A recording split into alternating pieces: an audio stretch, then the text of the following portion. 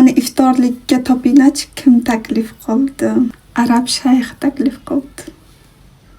Adashmadingiz. Arab shayxi. Unga mos makiyaj qilish kerak. Bugungi makiyajimiz arabcha makiyaj.